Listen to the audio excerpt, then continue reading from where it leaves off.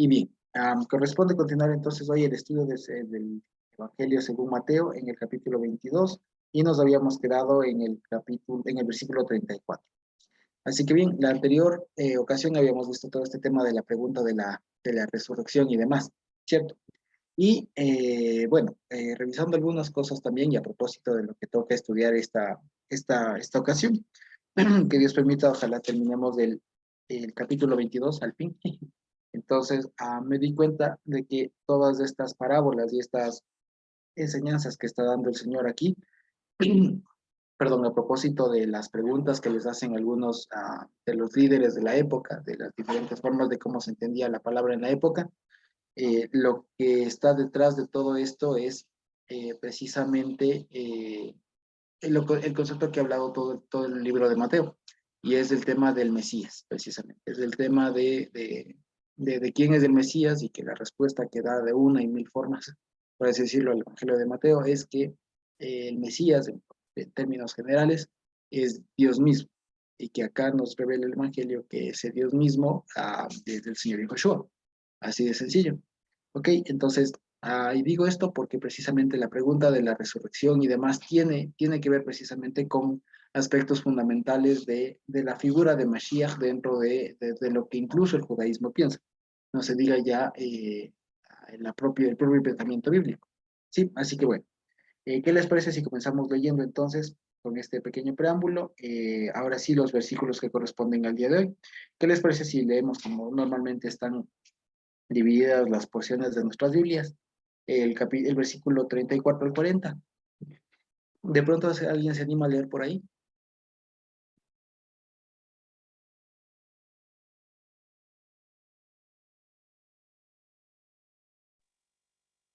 Está bien, yo leo. Gracias, Edita, gracias, por favor. Dice, no veo nada. Ahí va, ahí va. Voy a poner la linterna.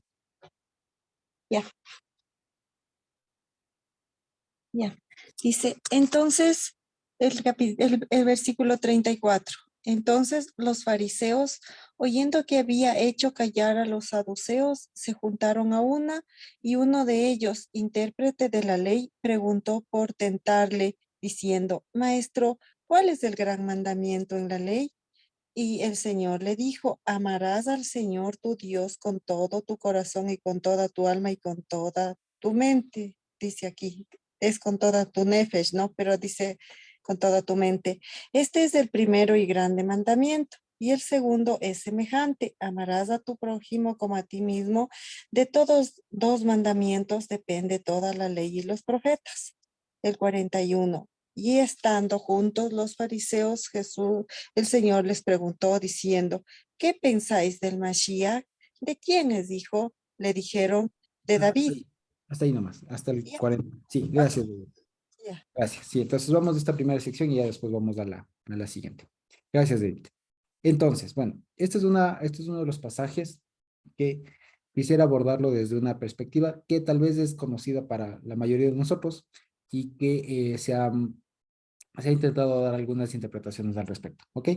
Entonces, la pregunta aquí es, que le hacen al Señor, la pregunta es, ¿cuál es el gran mandamiento? ¿Cierto? Entonces, como siempre quisiera hacer un pequeño esquemita, como para que podamos visualizar todo esto de mejor manera, ¿sí? Para que veamos y siempre, y como les digo, ahora creo que se puede ver la pantalla, entonces, siempre es bueno que cuando estudiemos la Biblia podamos hacer algunas de estas esquemitas. Yo sigo un esquema libre, como ustedes verán. Algunas otras personas sugieren algo más estructurado y cosas, pero más allá de la forma que escojamos, lo importante es que se vayan extrayendo las ideas principales, ¿sí? Entonces, de esto, la pregunta, entonces, ¿cuál es la pregunta que le hacen aquí? Es ¿cuál es el mandamiento que dice grande, ¿no es cierto? ¿Cuál es el mandamiento grande? ¿Cierto? Vale, lo que nosotros entendemos como cuál es ¿cómo dice? Gran mandamiento. ¿No es cierto? ¿Cuál es el gran mandamiento en la ley? ¿De acuerdo? Entonces, aquí la pregunta no es sencilla otra vez, porque para nosotros, si nosotros nos preguntaran, si nosotros nos preguntaran cuál es el gran mandamiento, tendríamos un montón de dónde escoger. ¿Cuál es el gran mandamiento? Entonces, ¿por qué tiene que ver esto mucho? Porque depende de la respuesta que haga el Señor, o dependía en el momento dependía de la visión que el Señor tenga sobre la ley. Entonces, si es que iba a tener una visión más apegada a los sacrificios, diría, no sé, alguna respecto al sumo sacerdote, o a la pureza, o a la santidad, alguna cosa así, ritual, o de pronto si dijera alguna cuestión más moral, más no sé, ¿vale? O de pronto, no sé, alguna cosa más revoltosa, ¿no? Por así decirlo, algún mandamiento que intente como que la libertad, por ejemplo, ¿no? La libertad económica, la libertad política, etcétera. Entonces, todo eso dependía, y por eso creo que no era una pregunta fácil, porque una vez más, el contexto de este pasaje nos dice que pretendían tentarlo. Entonces, parecería, si nosotros nos ponemos así a pensar, no parece una pregunta fácil. No parece una pregunta fácil, sí, exactamente. No parece una pregunta fácil, sino difícil. Además de una cosa, y es que por lo general, cuando los hermanos, especialmente de raíces hebreas, intentan explicar, bueno, explican esto, se suele decir que, y se suele partir de esto, ¿no?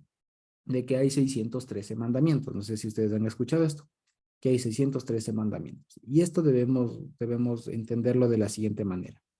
Primero, que no hay un catálogo de 613 mandamientos. ¿De dónde se saca este número? De una cuenta que hizo Maimónides, que fue un filósofo judío y un rabino judío de la época de la Edad Media, ¿vale?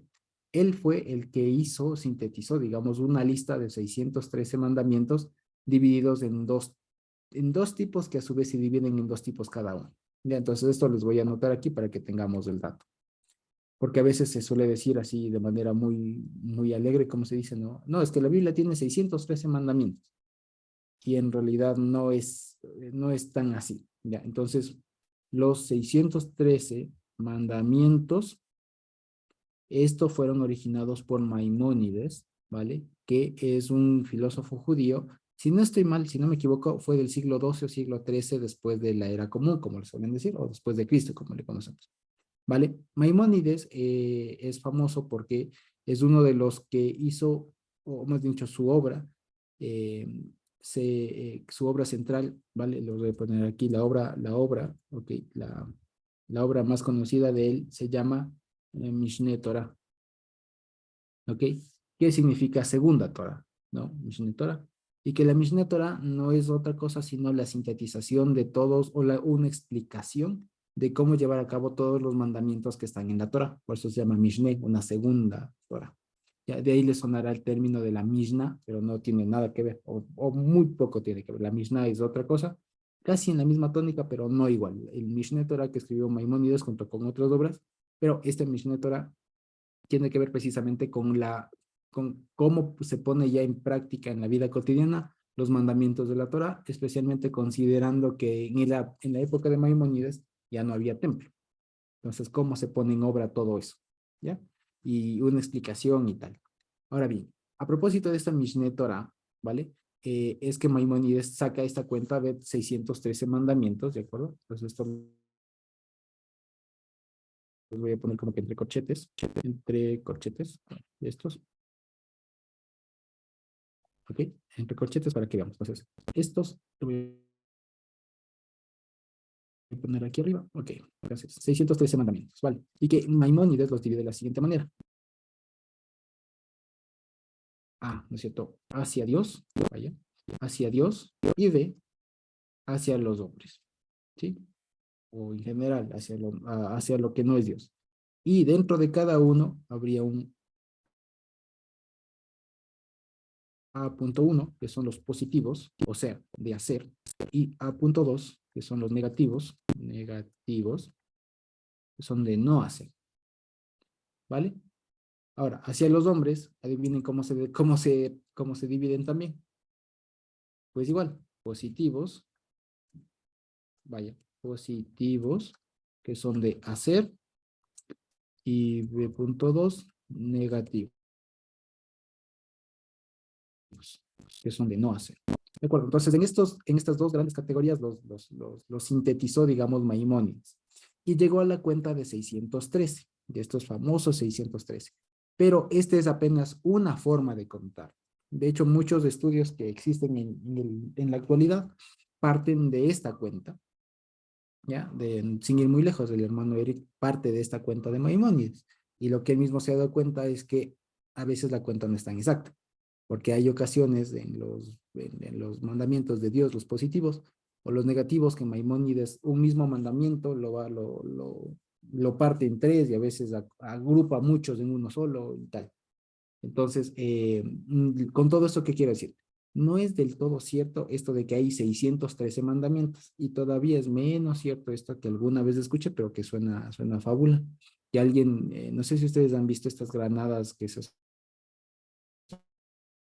suelen producir en Israel, estas que parecen granadillas, pero que tienen esas pepitas de forma de granadillas, pero son rojas estas granadas. Entonces alguien por ahí, algún lado, dijo que son 613 mandamientos, porque incluso dentro de las granadas, si es que se ponen a contar, hay 613 pepitas de esas. Entonces, ya les digo, todas esas cosas salen como que mucho de la buena intención de hacer cuadrar la palabra con tradiciones judías, que hay que tener mucho cuidado en eso, porque no siempre cuadra. Lo que es tradición, y lo que es bíblico es bíblico. Y por más bonita que una tradición suene, cuando no cuadra, no cuadra. Ya, ejemplo esto. Entonces, fíjense esto. Ahora, ¿por qué es bueno que tengamos en mente todo esto? Porque en la época del Señor Jesús no había una cuenta sólida de X mandamientos, ¿vale? No había. O sea, no es como que en la Biblia dice, a ver, ¿cuál es el mandamiento número 1? ¿Cuál es el 2? ¿Cuál es el 3? En algún orden. No lo hay. Lo que significa que cualquier pregunta de este tipo implicaba o significaba que el maestro al que se le pregunte debía dominar la Torá, para saber de toda la cantidad, del bagaje de mandamientos que hay, cuál de esos es el más importante, cuál de esos es el que se requiere según la pregunta. ¿De acuerdo? En este caso, la pregunta es, de todos los que hay en la ley, en la Torah, ¿cuál es el grande? ¿De acuerdo? Entonces, fíjense, no es una pregunta, como les digo, no es una pregunta fácil, porque esto supone, y aquí quisiera escribir también para que lo podamos ver. La pregunta supone, ¿qué nomás supone? Un conocimiento profundo de la Torá, ¿no es cierto? Porque si no, ¿cómo voy a decir cuál es el más grande si no conozco toda la Torá? ¿Qué más supone? Supone alguna afiliación ideológica respecto de la Torá, ¿ok? ¿Y por qué esto? Porque ya les digo, no iba a responder igual un fariseo que un saduceo, que de pronto un esem. No iba a responder lo mismo, porque cada uno de ellos tenía su inclinación, o digamos, tenía su énfasis en alguna parte de la escritura. Y lo que detrás de la pregunta estaba, ahora nos damos cuenta, es descubrir o tratar de encasillarle al Señor Jesús en alguna de estas sectas, básicamente de estas formas de entender la Biblia. ¿De acuerdo? Entonces, por eso es que la respuesta del Señor Jesús es tan brillante, es tan perfecta, como solo Dios la podría dar, ¿no es cierto? Entonces, fíjense, aquí la respuesta ya la sabemos. ¿Cuál es el gran mandamiento? La respuesta del Señor Jesús es, está mal hecha la pregunta, básicamente parafraseándole, ¿no? No es uno, son dos, ¿no es cierto? Entonces diría, no es uno el grande, no es uno el gran mandamiento, sino dos, ¿ok? Sino dos. No es uno el gran mandamiento, sino dos. El primero, que es el amarás, ¿no es cierto? El amarás al Señor tu Dios, y que básicamente son los dos de amar, ¿no es cierto? Amarás al Señor tu Dios, ¿no es cierto? Al Señor tu Dios, etcétera, con las tres cosas, ya sabemos, ¿no es cierto? Y después, amarás a tu prójimo, amarás a tu prójimo. Ahorita les sintetizo nada más porque sabemos ya la idea. Entonces, nada más ahorita estamos repasando el razonamiento que hizo el Señor Jesús, ¿no es cierto? Entonces, ¿cuál es la pregunta? ¿Cuál es el gran mandamiento? Entonces el Señor le dice, no, no hay uno, hay dos, ¿ok? Hay dos, de los cuales depende, o pende, como ponen ahí, toda la ley y los profetas. ¿De acuerdo? Que de hecho esa parte de estos depende de la ley y los profetas parecería que está añadido, ¿ya? En todo caso. Eh, Ahora, más allá, no, el problema para nosotros, digamos, o lo interesante para nosotros no está en la respuesta del Señor Jesús, porque es cierto, ¿de qué nos enseña aquí? como les decía, si el Señor Jesús hubiera sido, por ejemplo, tuviera tenido tendencias esenias, como incluso algunos sostienen ahora, pues habría dicho algo respecto del sacerdocio, alguna cosa por el estilo, argumentando tal vez si no hay el sumo sacerdote, entonces no hay santidad, el pueblo no está limpio, cosas por el estilo. Si fuera el fariseo, tal vez hubiera dicho alguna cosa del templo, digamos, de los sacrificios, tal vez alguna cosa, algo así. ¿Vale? Si fuera un celote, hubiera dicho algún mandamiento respecto de la liberación, de la importancia de tener un ejército, de salir a la guerra, qué sé yo. Cosas por el estilo, me explico. Pero la respuesta del Señor Jesús es tan exacta, tan precisa, y que por eso después la reacción es que nadie más devuelve, intenta, se atreve a preguntarle algo por esto mismo, por la respuesta que él da. ¿Sí? Entonces les dice, primero, que no es un gran mandamiento, sino que son dos. Amarás al Señor tu Dios con todo tu corazón, con toda tu nefesh, como lo dijo Edita, y con todas tus fuerzas. Que aquí en Mateo esa parte parece haber sido cercenada, ya lo vamos a ver, pero hay otras versiones que sí lo ponen. Y el segundo, que es amarás a tu prójimo como a ti mismo. ¿De acuerdo? Entonces, vale, dice, de estos dos dependen o emanan o cuelgan toda la ley. ¿De acuerdo? Ahora bien, antes digamos, vale la pena ver una cosa. Si nosotros vemos aquí la respuesta que el Señor Jesús da, hay que leerla en contexto con los otros, o si se quiere, en armonía con los otros evangelios, ¿sí? Por la siguiente razón. Pregunta, ¿a qué versículo está citando el Señor Jesús aquí al dar esta respuesta? ¿Qué versículo? ¿Alguien se acuerda?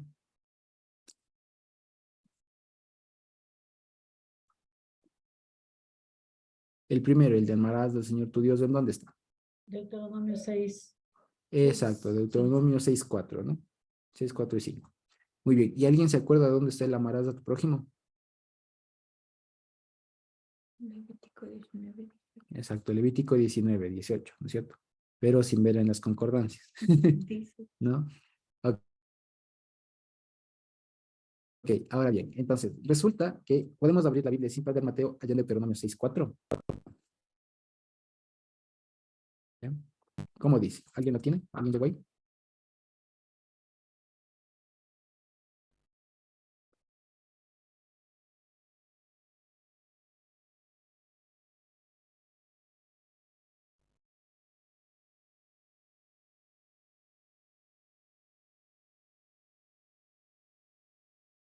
¿Alguien lo tiene? ¿Cómo dice? O tal vez si nos sabemos de memoria. ¿Cómo dice?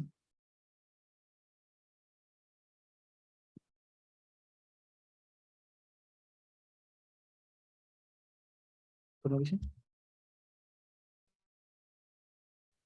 ¿Cómo dice? Oye, oh Israel, Ujú. el Señor nuestro Dios, el Señor uno es. Ujú.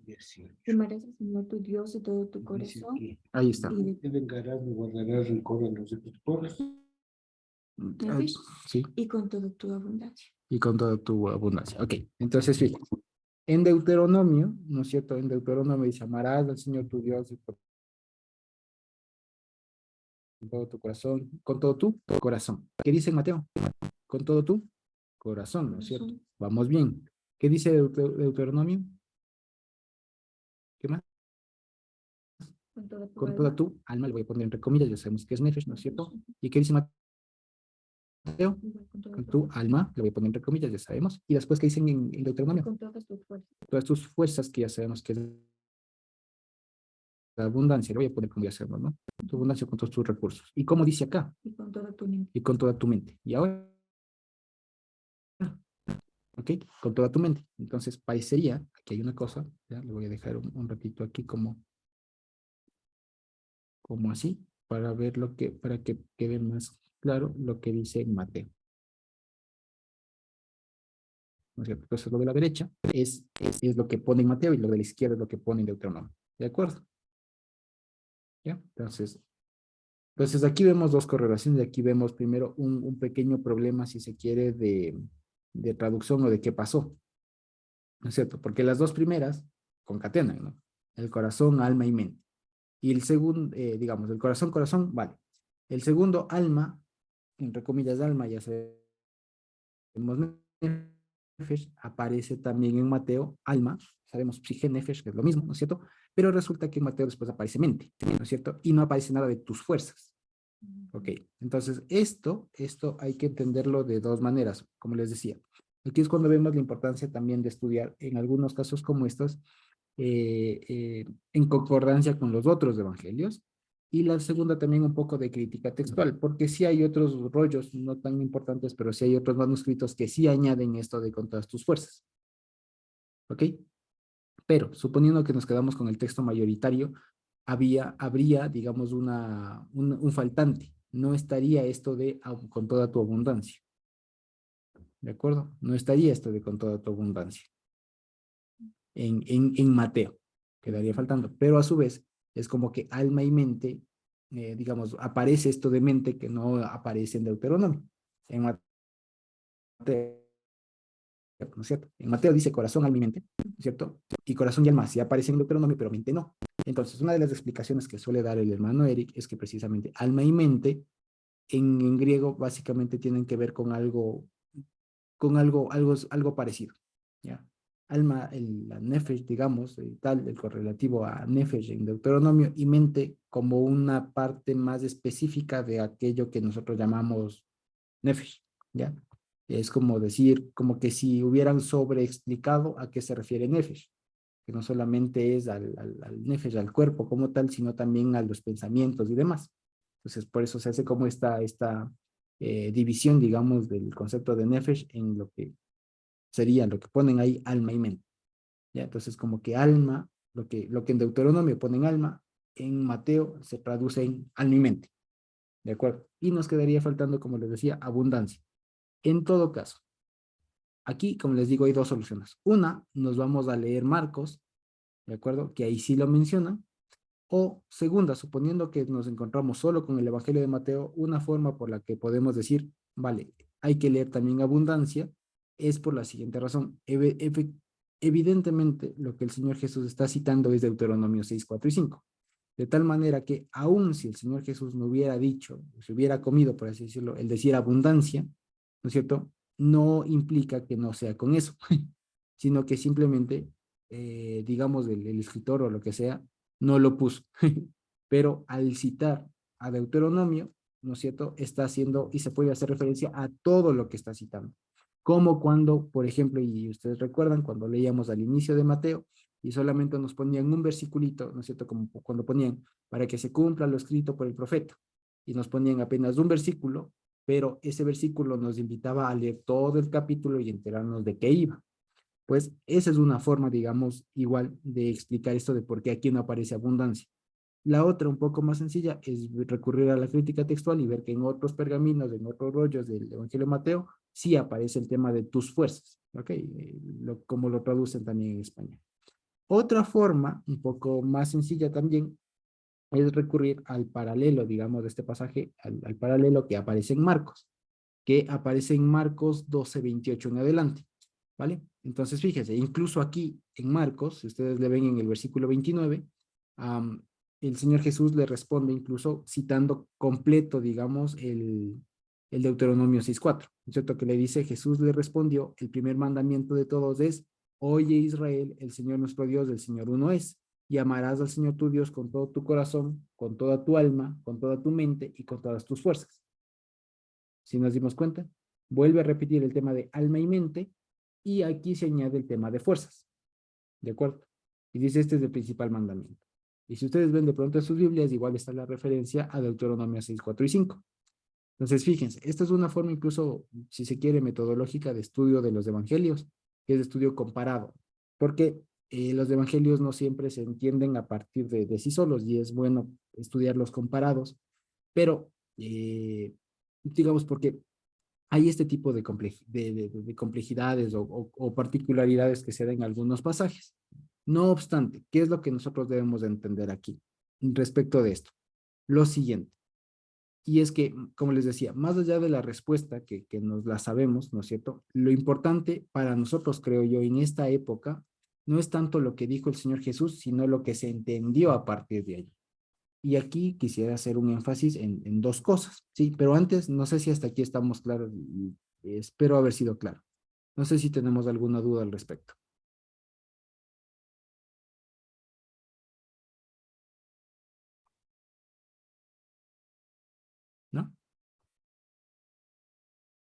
¿No? Ok.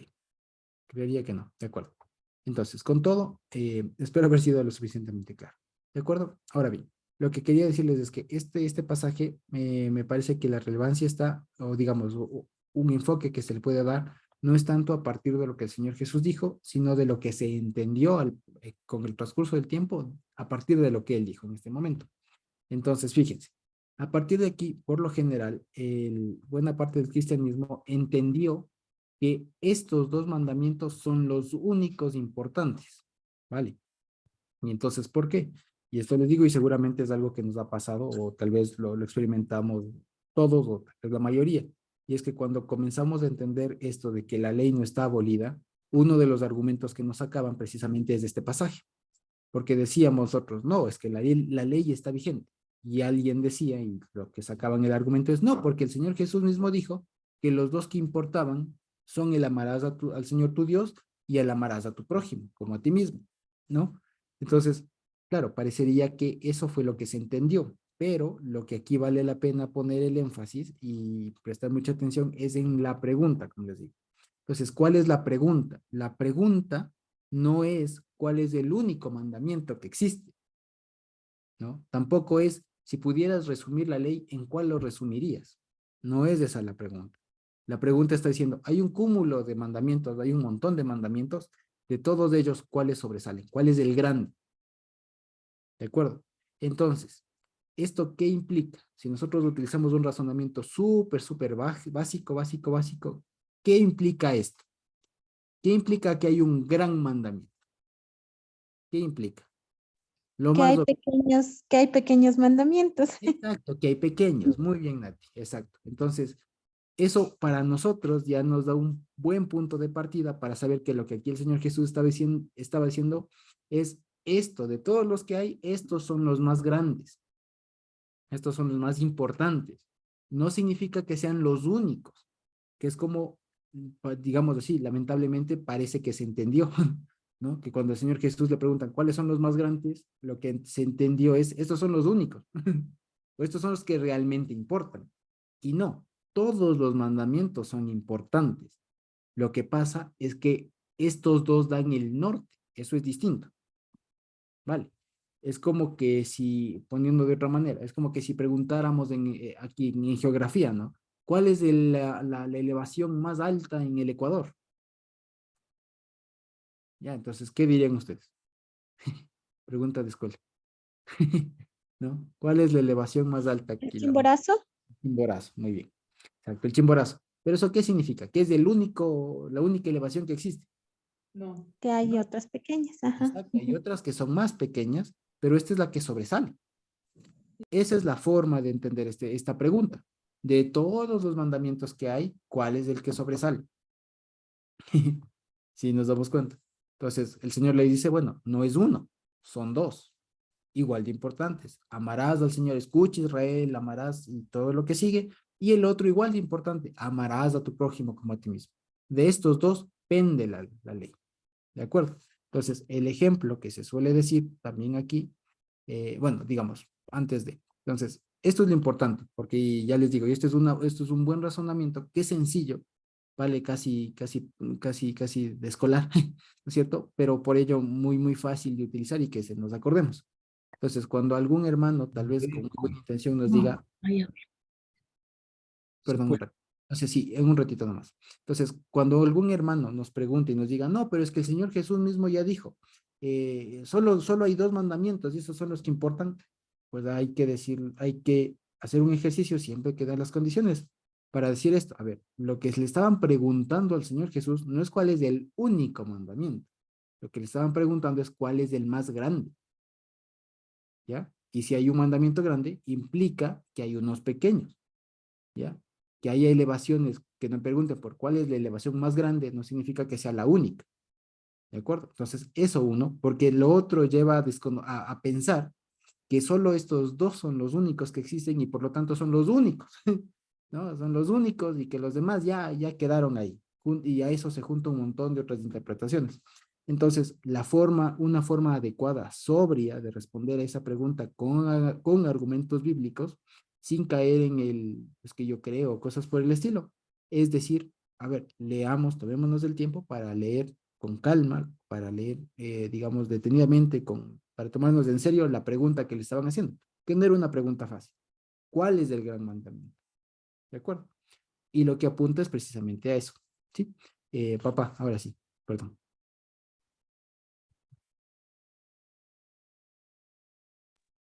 Ya.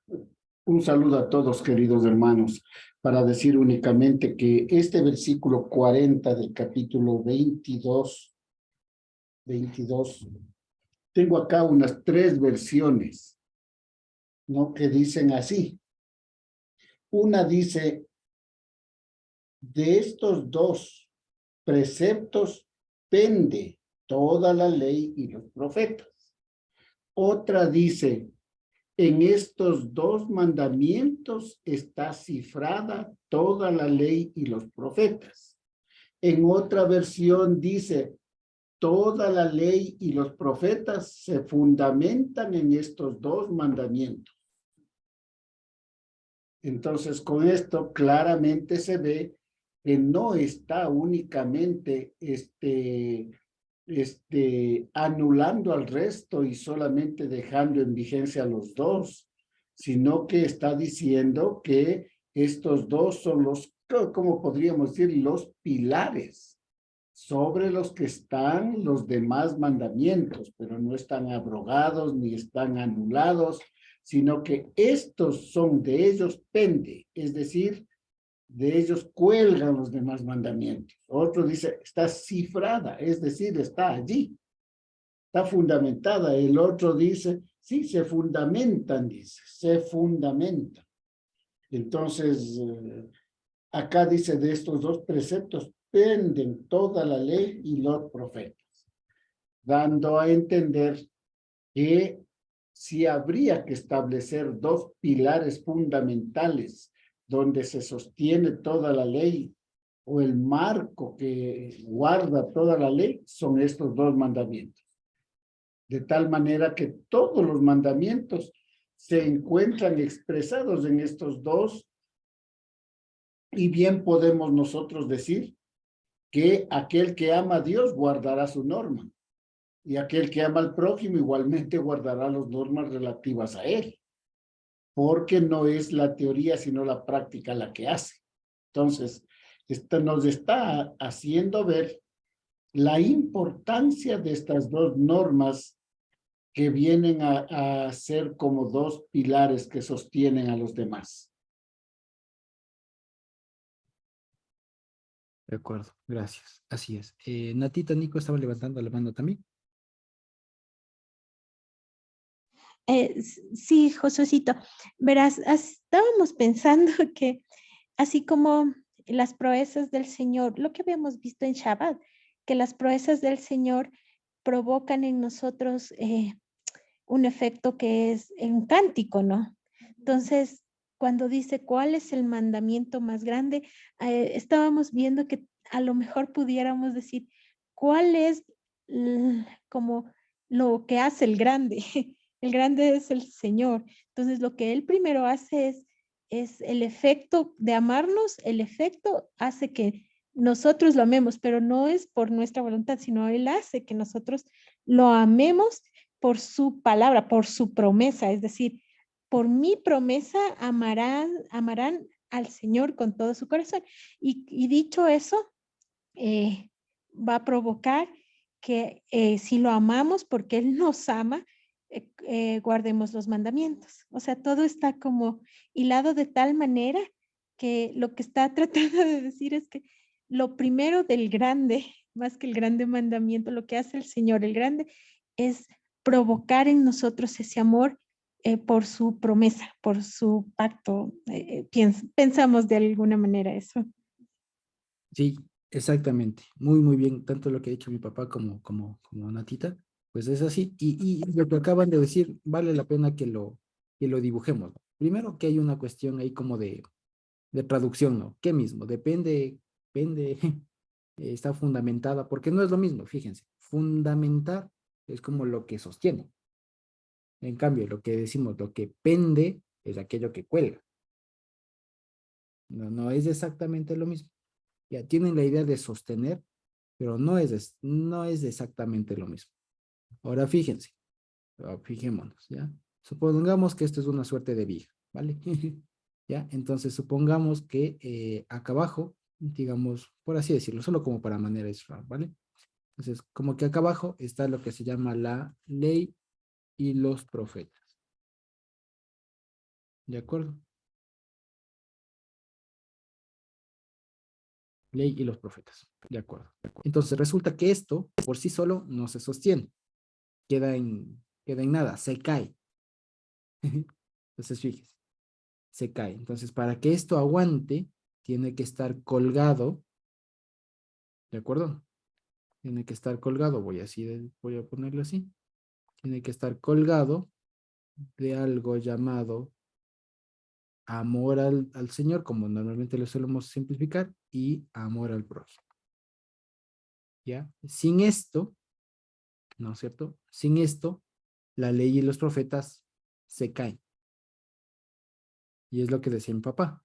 ¿De qué sirve que tengamos, o que en la época se haya tenido levitas, pero profesionales, expertos con unos cortes en los sacrificios, pero al milímetro? Corte molecular, no sé, todas las cosas. ¿De qué sirve todo eso? Si es que a la final se perdió la perspectiva de que todo eso se hace en función de amor al Señor y después se perdió toda la perspectiva del amor al prójimo. Que sabemos que el amor no es del sentimiento, de corazoncitos y tal, ¿no? Sino que cuando se habla de amor, se habla de entrega, básicamente de dar, de entrega. Cuando se habla de amarás al Señor tu Dios, se está hablando de todo lo que uno tiene que estar dispuesto a entregar, a dar en función de cumplir su voluntad. Entonces, cuando el Señor nos manda, es decir, nos capacita, como bien lo dijo Nati, a amarle, es decir, nosotros estamos en la capacidad de, por amor al Señor, de entregar, ¿qué nomás? Nuestro corazón, nuestra nefesh y nuestros recursos. Fíjense.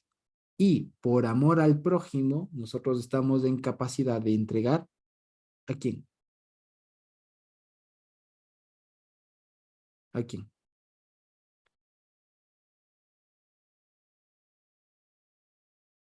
A uno mismo. A nosotros mismos. Exacto, a uno mismo. Entonces, fíjense. Por eso es que después el apóstol Pablo también dice eso, ¿no? Si tu hermano, ¿cómo es esto que dice, no? Que hay que poner la vida por un hermano y todo lo demás. Vale, En después, Proverbios, el eh, amigo es como un hermano que da la vida por el otro. por el otro. Y también Para, el apóstol Pablo dice, ¿no? Que hay que poner la así. vida, los tal. Entonces, es eso. Entonces, Y fíjense, es el aquí, tema del amor. Sí, y aquí en Primera de Juan 3:16, en Primera de Juan 3:16, no en el Evangelio de Juan, sino en la Epístola 3:16, dice así: en esto hemos conocido el amor, en que Él puso su vida por nosotros, también nosotros debemos poner nuestras vidas por los hermanos.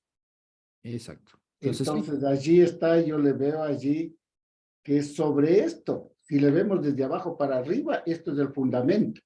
Si le vemos de arriba para abajo, este es el soporte grande del cual cuelgan los dos y no se caerán, porque están allí sostenidos sobre eso, sobre ese travesaño grande que soporta todo lo demás.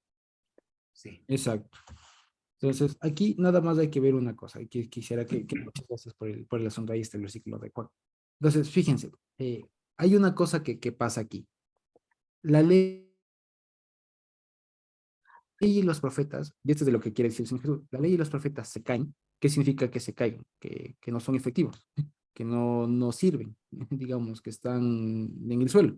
Ya todo lo que significa que es. Siempre y cuando no haya amor.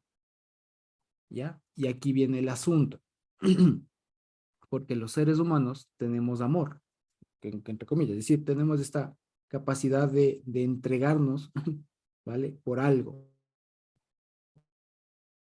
o alguien, ¿de acuerdo? Entonces, resulta que eso que el Señor nos ha permitido experimentar como seres humanos y demás, pues debe estar bien orientado y bien dirigido por el Señor hacia dos cosas, o sea, dos, digamos, ¿qué se diría? Receptores, ¿no? El uno, que es el Señor, y el otro, que son los prójimos.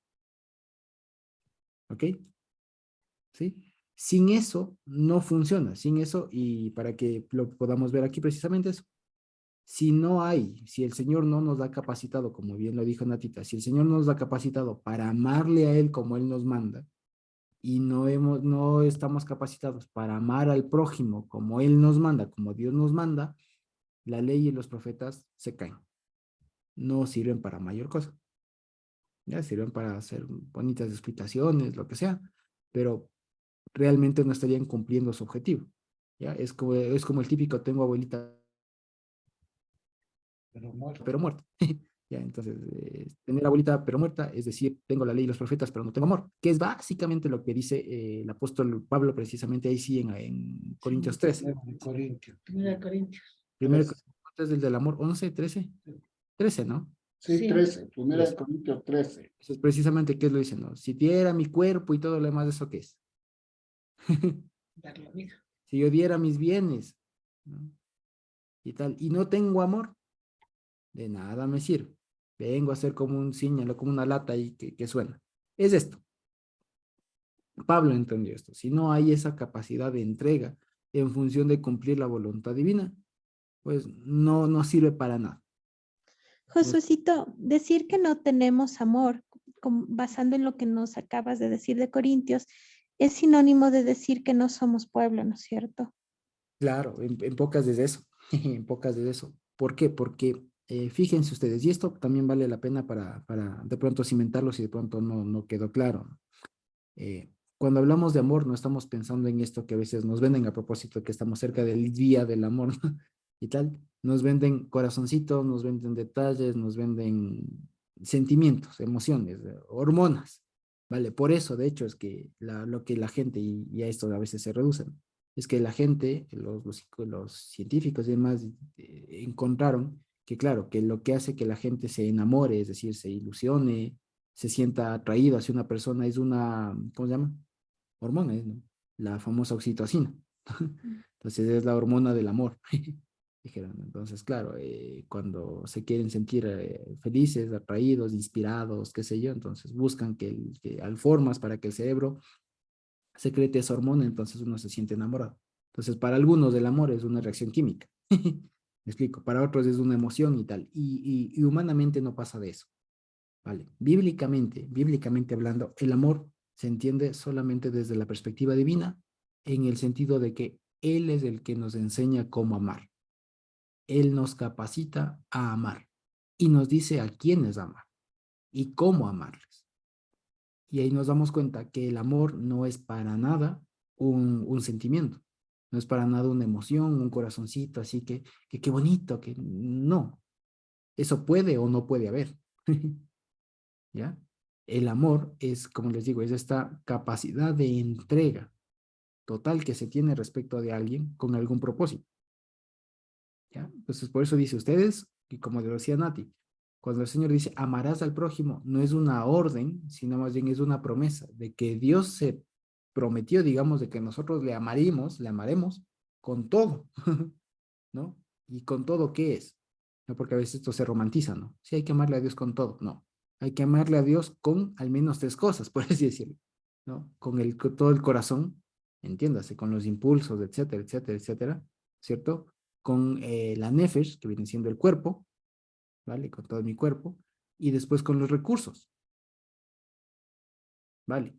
Entonces, fíjense que ahí hay a veces, son tres, digamos así como que si fueran diques, ¿no es cierto? O puertas, en donde a veces las personas se van quedando.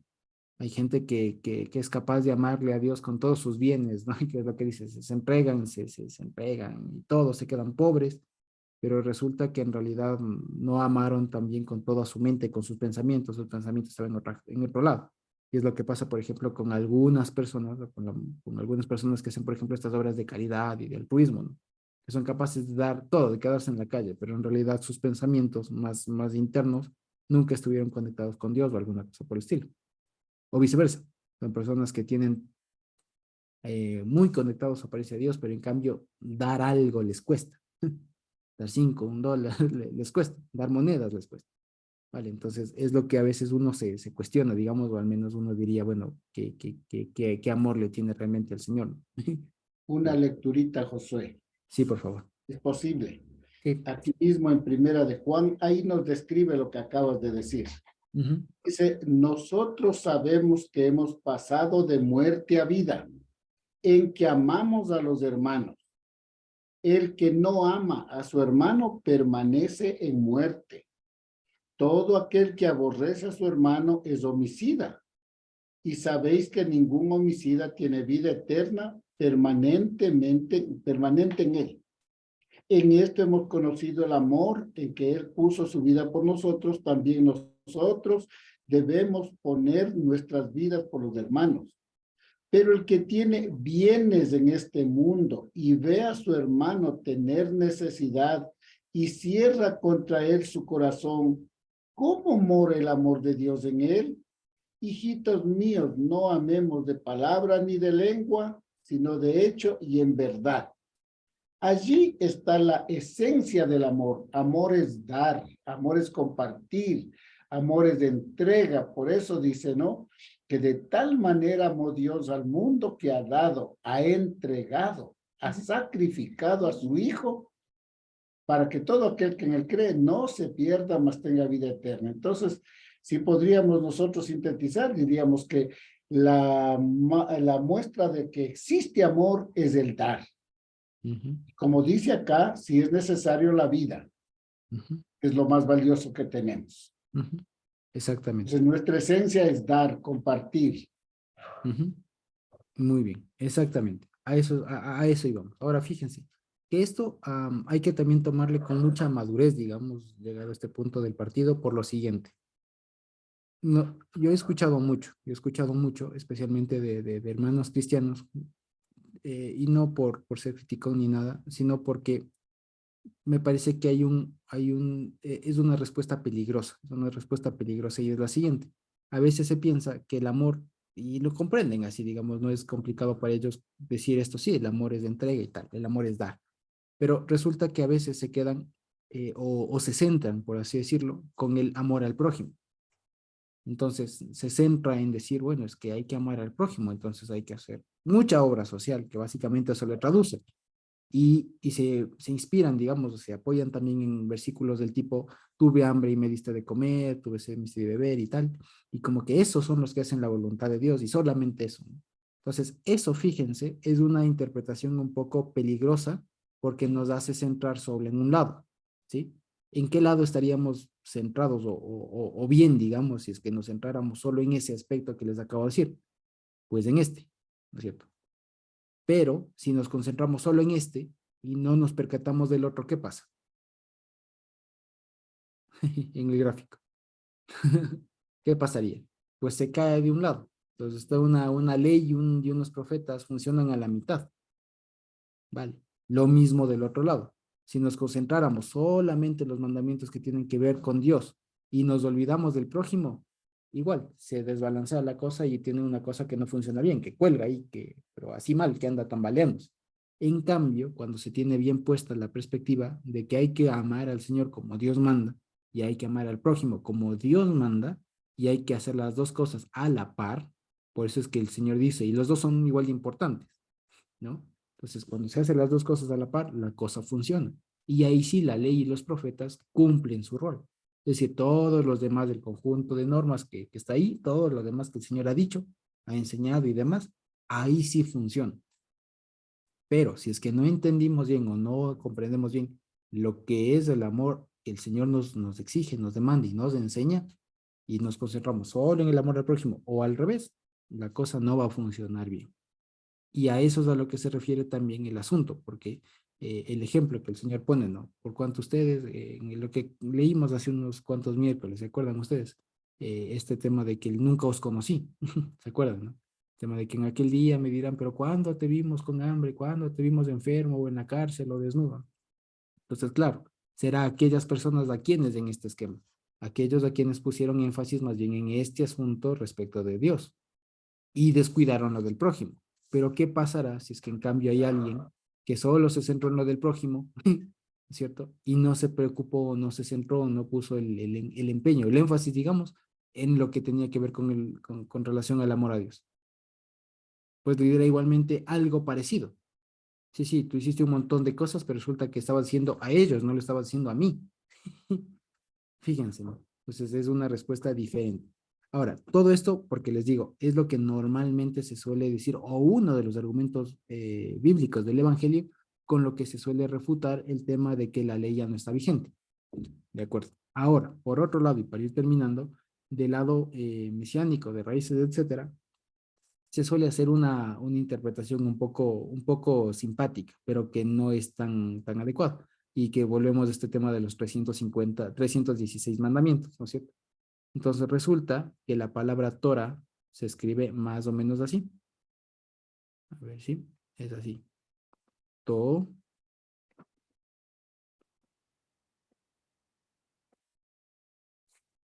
¿Ok? Vale. Entonces resulta que ya no me acuerdo cuánto vale. Pues traerme el caso del alfabeto. Bueno, y resulta que cada letra en hebreo tiene un número, ¿no es cierto? Por ejemplo, la Bab, de las que me acuerdo, de las que me sé, es 6, ¿no es cierto? La Hey vale 5, ¿de acuerdo? Y si no estoy mal, la Taf vale 300, ¿sí? Y la Resh vale 30, si no me equivoco. No, a ver. 303, muchas gracias. Ay, pensé que le tenías con los equivalentes numéricos. Perdón. Entonces, bueno, no me acuerdo muy bien. De pronto, si alguien sabe esto, permítanme un ratito nada más. Qué pena. Sí, ahorita le verifico. Eh, Permítanme un ratito. Ya, acá está. Ok, entonces, fíjense ustedes, la TAF, ¿dónde está? La TAF vale 400, ok, sí me faltaba. La TAF vale 400, ¿sí? La TAF vale 400 y la RESH vale 200, exacto. Así era. Y la RESH equivale al número 200. Entonces, ¿cuánto sale si sumamos esto?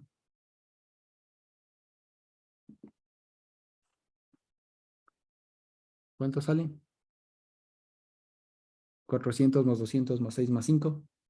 Sale 611. 611. Sí, falta. Entonces, ¿qué suelen decir? Suelen decir, y faltan 600, faltan 2 para los 613. Los que están arriba.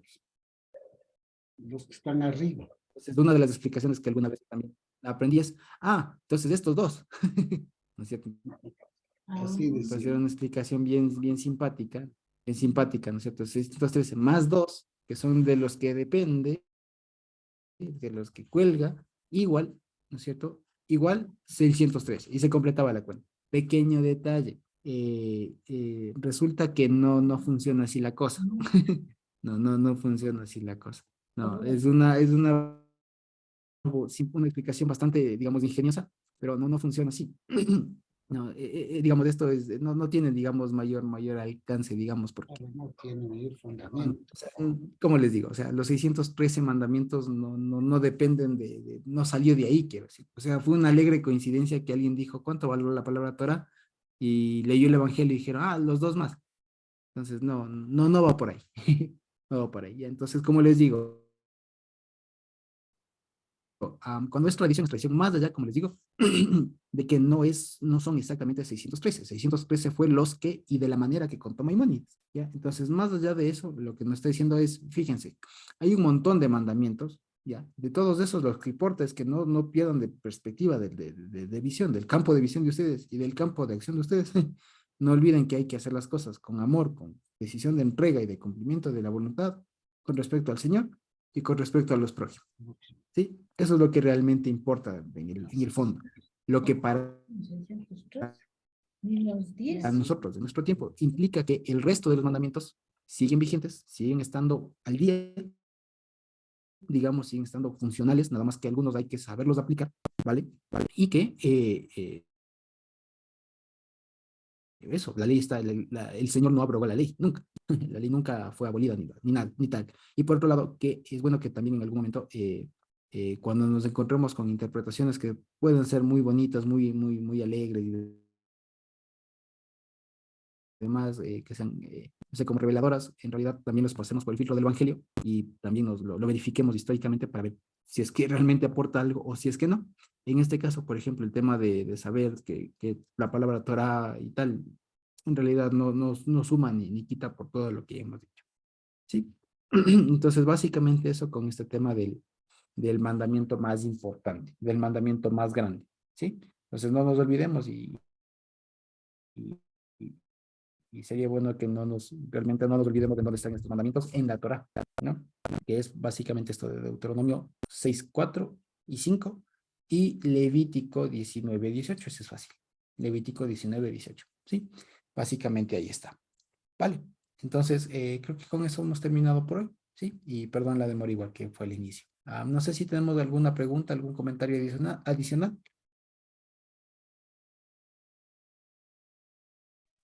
Mira, Josécito, Sí, Emanuel. que alguna vez escuché que el mandamiento más pequeño, o bueno, que los estudiosos lo consideran el más pequeño, no el menos importante, sino es el de que ese que dice que cuando vayas por el campo y encuentres un nido de una avecita, puedes tomar los huevos o los polluelos, pero nunca la madre, porque de lo contrario se terminaría lo que Dios ha creado para que para que se reproduzcan en la naturaleza. Entonces, no sé, escuché eso. La verdad es primera vez que lo escucho, pero lo que sí le podría decir es que de pronto llamar así por catalogar algo, un mandamiento pequeño, resulta que no es de pronto lo más conveniente, no solo por el nombrarla, sino que más bien se me viene a la mente lo que dijo el Señor Jesús, ¿no? Que básicamente está en concordancia con eso y que precisamente está en Mateo. Y les dice, que será llamado grande en el reino de los cielos, se acuerdan en Mateo 5, ¿sí? El que enseñe y haga aún los mandamientos más chiquitos, los que no parezcan tan importantes, ¿no? Porque aquel que enseñe a quebrantar, aún esos que parecen muy chiquitos, muy pequeños, será llamado en el reino de los cielos. Entonces, por eso les digo, aquí lo que el Señor nos está diciendo es, todos son importantes, pero los que si alguno sobresaliera, no es uno, sino son dos, y los demás deben ser ejecutados en función de eso, digamos, al amparo, que también es lo que cuelgan, al amparo de eso, con la perspectiva en eso, porque si se pierde uno de los dos o los dos, se complica todo. Y por ejemplo, este mandamiento del pajarito y demás, no parecería muy sencillo, digamos, o muy así, cualquier cosa. Porque sí, en realidad lo que está detrás parecería, en primer momento, es, por ejemplo, el tema, como lo dijo la hermana Lorien, el tema de la preservación de la especie. Pero habría que ver qué otras implicaciones y qué más nos tiene para enseñar. Porque, por ejemplo, acuérdense del razonamiento que hace el apóstol Pablo y que sale de un mandamiento destinado a animales. ¿Recuerdan ustedes este razonamiento que hacen en Corintios precisamente? Que dice, ¿no? Que no pondrás bozal al buey que trilla, al buey que está trabajando. Y dice, y por lo mismo, el obrero es digno de su salario. Entonces, fíjense, aún si así fuera, ¿no es cierto? No habría que decir, bueno, este es el más chiquito y como que, bueno, ya no es tan importante. Y por eso incluso antes de darle la palabra a Natita y Nico, aún para nosotros, digamos que también es una de las cosas que se suele decir es este tema de, bueno, pero el tema de los sacrificios, del tema de todas esas cosas, rituales, todo eso, obviamente ya no están en vigencia, entonces, por lo tanto, pues bueno, esos no los observemos o no nos interesemos mucho por aquello. Y la respuesta es cierto, que no hay cómo aplicarlos, y es más, algunos no se deberían aplicar, incluso si hubiera las condiciones, o sea, no se deberían aplicar nuevo en virtud del sacrificio del Señor Jesús, pero eso no implica que se puedan encontrar aplicaciones más prácticas, digamos, o un poco más espirituales, si se quiere, respecto de esos mismos mandamientos. Es decir, en pocas palabras, la Torá va más allá de lo que dice la misma letra, ¿no? Lo que dice, lo que se dijo en ese momento histórico, y hay que entenderlo más bien precisamente con qué procura, e incluso hay que ser lo suficientemente advertido, digamos, estar lo suficientemente atento a las circunstancias que se nos dan en la vida para poder aplicar esos mandamientos, porque ustedes no, ya les digo, ustedes no saben o no estamos a veces al tanto de las circunstancias nuevas, nuevas, entre comillas, que se pueden dar en la vida, y a veces nos despistamos, por así decirlo, de que hay algún mandamiento que por considerarlo así, ¿no? Como que, bueno, no es tan relevante o ya es muy complicado aplicarlo y tal, de pronto ahí está la luz. Entonces eso digamos es lo que hay que tener en cuenta para acá. No es bueno considerar un mandamiento como chiquito, ¿no?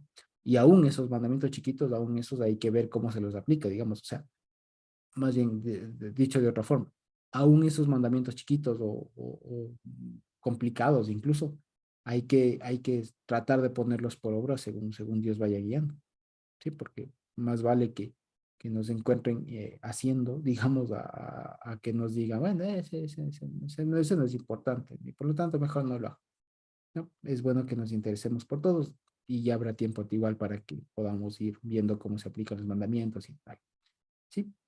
Natita y Nico.